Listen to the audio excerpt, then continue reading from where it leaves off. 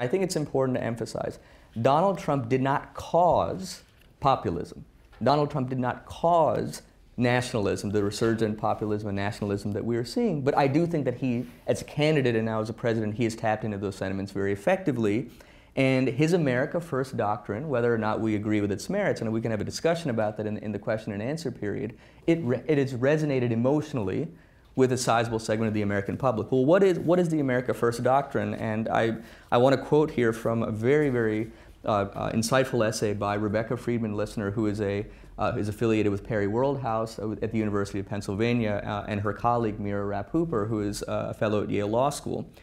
They write in an essay that they published in the Washington Quarterly earlier this year, quote, "America First is, at its core, a message animated by nationalism and nativism. Its economic nationalist creed seeks to reassert domestic control over the economy by pulling back from international trade, unshackling from multilateral regimes, and stemming immigrant flows.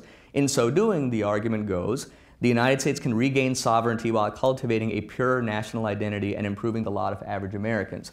So analytically, we can debate America First, but if you read that quote, it makes people, so what the president is doing is, and what the purpose of this America First doctrine is, it resonates with people emotionally who feel that they've lost agency over their lives, who feel dislocated by globalization, who feel buffeted by forces that are external to their control. And so I'll close by saying that if we want to make foreign policy, if we in the foreign policy establishment, if we want to make foreign policy relevant for the American public again, if we want to have the public play a greater role in shaping an activist role or a robust international role, part of the challenge is one of explanation.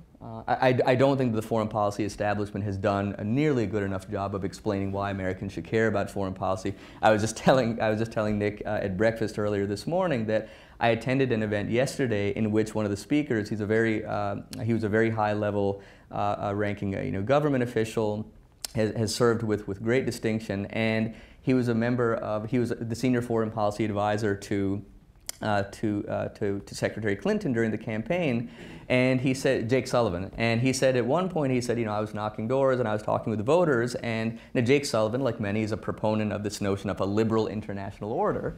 And so he says, I was talking with a voter, and I, meaning Jake Sullivan, he said, I said to this voter, well, we need to invest in this liberal international order. It's under duress from without and from within. And the voter said something very interesting. The voter said, I don't know what the liberal international order is, but I can tell you I don't like the three constituent parts. I don't like liberal, I don't like international, and I don't like order.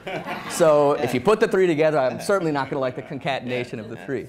And he said, he said that with, and people laughed, but there was, I think there's a very serious point to be made, that rhetoric matters. The language that we use to convey the importance of our engagement in the world matters. So explanation is part of it, but explanation can only go so far. You have to make an emotional case. You have to connect with people where they are emotionally.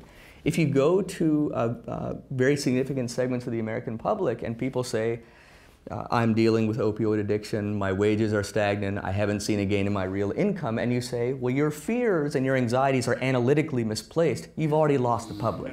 Yeah. You need to meet people where they are emotionally, and then, once you've made an emotional connection, then think about how we can make a case based on where they are emotionally, based on where they are in their lives, how to then make the case that's saying that given your emotions and given where you are right now in your life, an activist foreign policy or robust foreign policy matters.